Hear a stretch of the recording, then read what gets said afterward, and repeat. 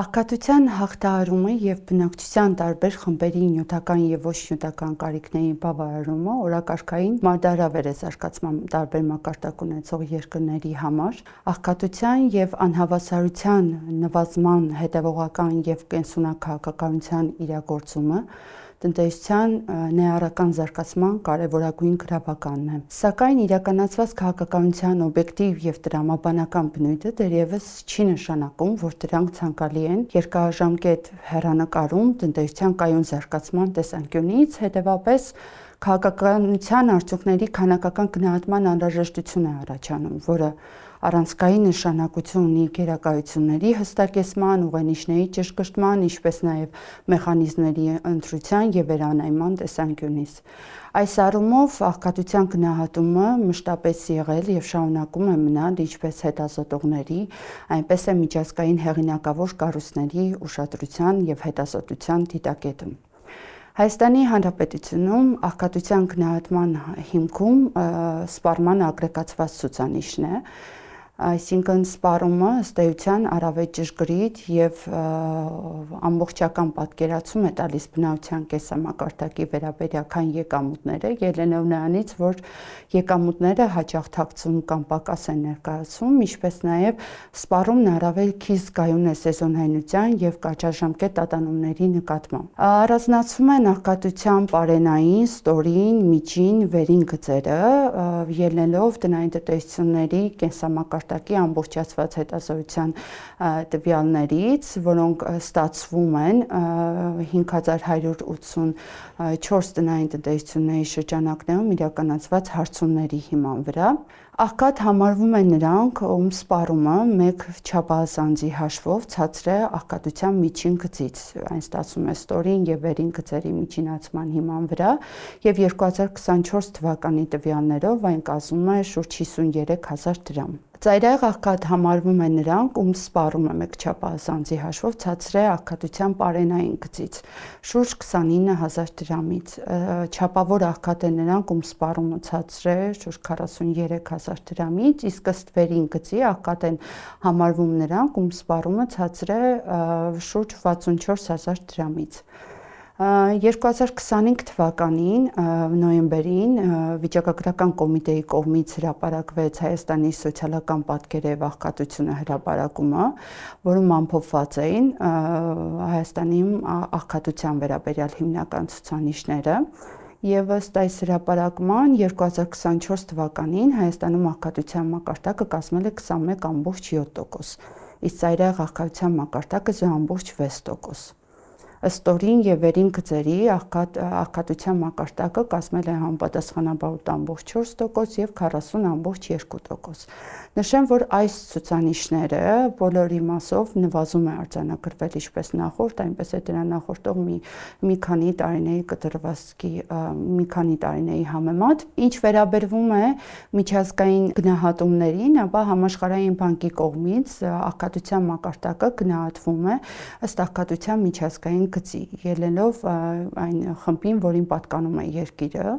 Այդ դասակարգումը կատարվում է ըստ եկամուտների, Հայաստանը միջինից բարձր եկամուտ ունեցող երկրների դասին է պատկանում, և միջինից բարձր եկամուտ ունեցող երկրների խմբի համար որպես աղքատության միջազգային գիծ սահմանված է բնակչության մեկ շնչի հաշվով օրական 8,3 ԱՄՆ դոլարը, վերջին մեթոդական փոփոխություններով այն սահմանվել, նախկինում գործում էր 6,85 ԱՄՆ դոլարը, և պետք է նշել, որ ըստ այս գծի 2023 թվականին Հայաստանում աղքատության մակարդակը կազմել է 56,9%, ինչը նկատելիորեն բարձր է միջինից բարձր եկամուտ ունեցող երկրների խմբի աղքատության միջին մակարդակի համեմատ և գերազանցում է նույնիսկ հարևան նաև Վրաստանի և Իրանի նույնանուն ցուցանիշները։ Վրաստանում այն կազմել է 23 թվականին շուրջ 49,1%, իսկ Իրանում 36,1%։ Այսինքն ըստ այս գնահատումների յուրաքանչյուր երկրորդ բնակիչ Հայաստանում 2023 թվականին համարվել է աղքատ։ Սոցիալական բևեռացվածության հիմնախնդիրն առավել խորանում է, երբ ուսումնասիրում ենք աղքատության աշխարհագրական կառուցվածքը, Եվ աղքատության եւ ծայրահեղ աղքատության ցուցանիշները գյուղական բնակավայրերում նկատելիորեն գերազանցում են քաղաքային բնակավայրերի նույնանուն ցուցանիշը։ Օրինակ նույն աղքատության մակարդակը գյուղական բնակավայրերում 2024 թվականին ըստ վիճակագրական կոմիտեի տվյալների կազմել էր շուրջ 26%, 26.1%,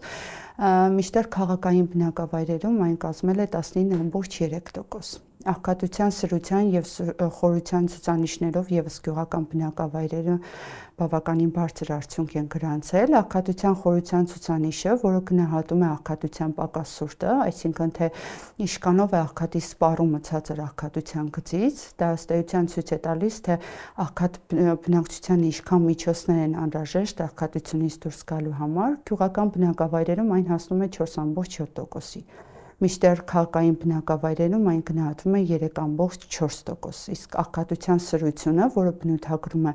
աղքատների միջև սպառման անհավասարությունը, գյուղական բնակավայրերում 1.3% է, իսկ քաղաքայինում 0.9%։ Աղքատության ցուցանիշները զգայուն են տնային տնտեսությունների անդամների թվաքանակի նկատմամբ եւ հատկապես երեխաների թվի նկատմամբ։ Բազմանդամ տնային տնտեսությունները առավել մեծ հավանականություն ունեն հայտնվելու աղքատության մեջ եւ բավական է նշել, որ 7 եւ ավել անդամներ ունեցող տնային տնտեսություններում աղքատության մակարդակը հասնում է 39%-ի։ Ինչը խիստ բացասական հանգամանք է, ընդ որում նշեմ, որ երեխաների թվի աճի զուգահեռ աճում է նաև աղքատության մակարդակը։ Եթե այն տնային տնտեսություններում, որտեղ երեխաներ չկան, աղքատության մակարդակը եթե կազմում է 18.3%, ապա 3 եւ ավել երեխաներ ունեցող տնային տնտեսություններում այն հասնում է 54.8%-ի։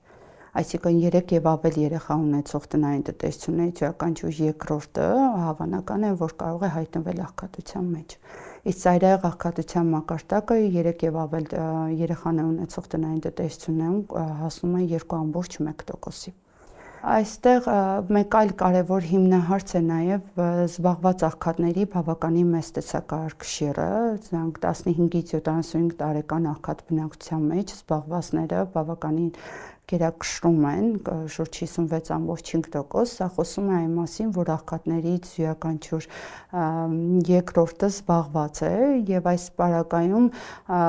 զբաղված լինելով հանդերձ բնակչություն չի կարող հոգալ իր նյութական եւ ոչ նյութական կարիքները, այսինքն կան ոլորտներ, որտեղ զբաղված լինելու հանգամանքը հնարավորություն չի տալիս խուսափել աղքատությունից, դա հիմնականում ցածր վարձատրվող ոլորտներն են։ Եվ մեկ այլ կարևոր հանգամանք է նաև այն, որ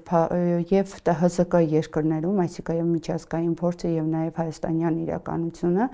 վկայում է այն մասին, որ կրթական մակարդակը մեծ ազդեցություն ունի աղքատության մակարդակի վրա եւ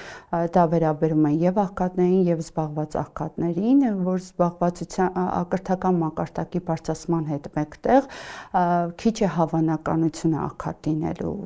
բարձրագույն եւ հետբահական կրթություն ունեցողների շրջանում աղքատության մակարդակը ամենացածրն է։ Եվ այս առումով տնտեսագիտական էմպիրիկ հետազոտության արդյունքները նաև վկայում են, որ երեխաների եկամուտների եւ կրթական մակարդակի վրա մեծ ազդեցություն ունեն նաև ծնողների կրթական մակարդակը։ Ըստ այդմ խոսում է այն մասին, որ այն պարագայում, երբ որ ծնողներից երկուսը ունեն բարձրագույն կրթություն, առավել մեծ է հավանականությունը, որ երեխաները եւս կունենան բարձրագույն կրթություն, դա վերաբերվում է ոչ այնքան գիտակցությանը կամ ընկալմանը, որքան ֆինանսական հնարավորություններին։ Այս առումով հարկ է նաև նշել, որ մեկ այլ կարևոր հիմնահարց է նաև խորացած անհավասարությունը բնակչության տարբեր խմբերի միջև։ Դա ակնառու է ինչպես նյութական, այնպես էլ ոչ նյութական հարթություններում, անդրադառնալով դրամական եկամուտներին, հարկ է նշել, որ բնակչության առավել ապահով 10-րդ դեցիլային խումբը, այսինքն բնակչության առավել ապահով 10%-ի դրամական եկամուտները գրեթե 10 անգամ գերազանցում են առավել անապահով բնակչության 10%-ի առաջի դեցիլային խմբի եկամուտները, դա այդ անհավասարությունը առկա է նաև սպառողական ծախսերի պարագայում, ընդ որում նշել, որ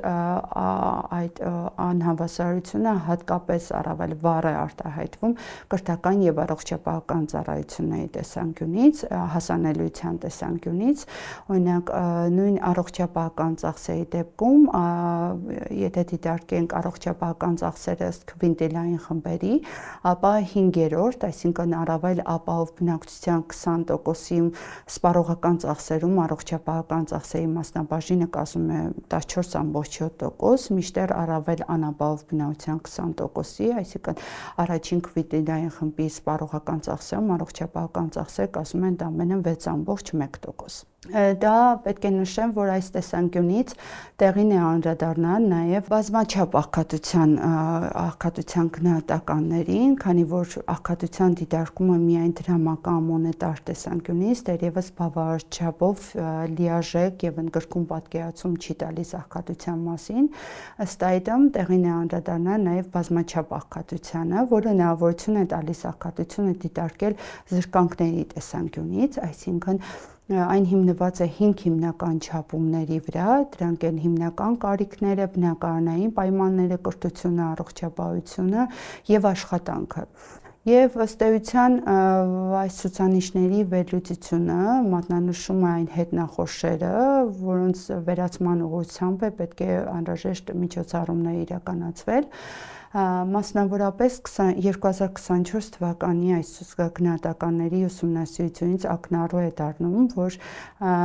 հարցվողների շուրջ 40%-ը, այսինքն 39.6%-ը զրկված է արժանավայել աշխատատեղերից, իսկ 35%-ը թերզբաղված են։ Եվ բնակչության շուրջ 1/4-ը, նաև հարցվողների 1/4-ը զրկված է նաև աշխատաշուկայի մասնակցելու հնարավորությունից, ինչը բավականին լուրջ հիմնախնդիր է։ Նաև պետք է նշել, որ առողջապահական ծառայությունների մատչելիությունից բնակչության հարցվողների շուրջ 38%-ն են զրկված, ինչը բավականին լուրջ հիմնահարց է, բարձրացված է այդ հարցման շրջանակներում նաև մատնանշված է գերբնակեցման հիմնախնդիրը որպես բնակարանային պայմանների վատթարացում եւ ըստ էությամբ մեկ այլ կարևոր ցուցանիշ է բազմաչափ աղքատության գնահատականներից նաև այն հանգամանքը, որ 2024 թվականին ուրեմն զրկանքներ կրող առնվազն մեկ չափումի մասով զրկանքներ կրող բնակչության տեսակահար կշիռը հասնում է 59.3%-ի, այսինքն յուրաքանչյուր 3 հարցվողից 2-ը առնվազն մեկ չափումի մասով զրկանք է կրում, ինչը խիստ բացասական հանգամանք է, այսինքն աղքատության նման գնահատումը եւ բազմակողմանի եւ ընդգրկուն գնահատումը ըստ էության ուրվագծում են այն ուղղությունները, որոնցում առավել մեծ ջանքեր պետք է գործադրվեն աղքատության դեմ պայքարում։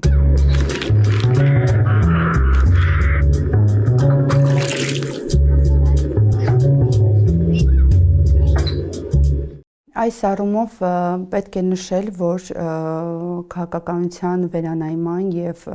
գերակայությունների հստակեցման տեսանկյունից մեծ կարեւորություն ունի նաեւ աղքատության դիտարկումը նյութական եւ ոչ նյութական հարթություններում, որոնք ըստ էության առավել օբյեկտիվ կարտացոլեն իրականությունը եւ առավել բազմակողմանի պատկերացում կտան աղքատության ընթացիկ վիճակի վերաբերյալ եւ առանցքային նշանակություն ունեն արդյունավետ եւ հետեւողական քաղաքականության կեսագործման առումով եւ կարեւոր է ինչպես ուրեմն միջազգային կառույցների կողմից հրապարակվող հաշվետվությունների եւ տարբեր զեկույցների տվյալների հաշվի առնելը նման վերլուծություններում եւ նաեւ պետք է նշել, որ նման նույն աշխատանքային աղքատության հիմնախնդիրը, որը մատնանշվում է, դա արկա է նաեւ մատնանշվում է նաեւ աշխատանքի միջազգային կազմակերպության կողմից, որը ենթադրում է, որ առավել մեծ ուշադրության դիտակետում պետք է այն պահվի եւ այս ուղղությամբ առավել մեծ ջանքեր պետք է գործադրվեն։ Կրթական եւ առողջապահական ծառայությունների հասանելիության տեսանկյունից եւս անհրաժեշտ ջանքեր պետք է գործադրվեն, որոնք ըստ էության կվկայեն այդ ուղղությամբ քաղաքականության իրականացման անհրաժեշտության մասին։ 2024 թվականի տվյալներով ուրեմն աղքատության խորության ցուցանիշը կազմել է 3.6%, սրության ցուցանիշը կազմել է 1.1%, ինչը նկատելիորեն ցածր նախորդ տարվա ցուցանիշներից, եւ պետք է նշել, որ այս ցուցանիշների պարբերական վերանայումը եւ դրանք առանցքում պահելը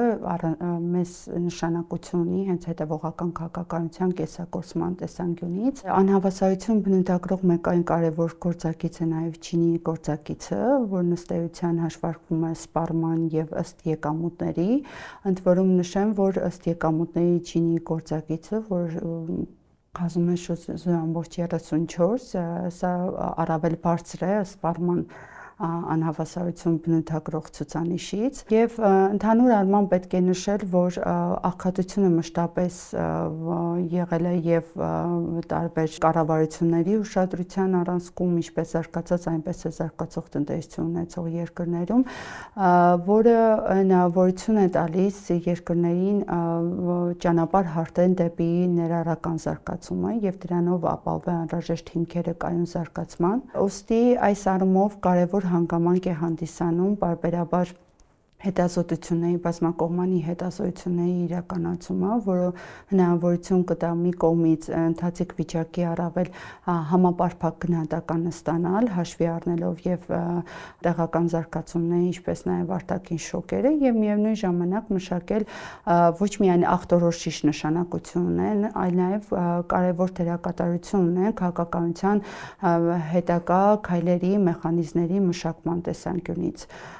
որոնք ըստ էության մեծապես կախված են նաև ընթացիկ վիճակի ախտորոշումից եւ հիմնական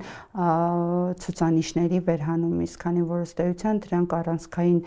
պատկերացում են տալիս իրականացված քաղաքականության արդյունքների վերաբերյալ, վեր են հանում այն բացերը, որոնց վերացման ուղղությամբ պետք է իրականացվի քաղաքականությունը։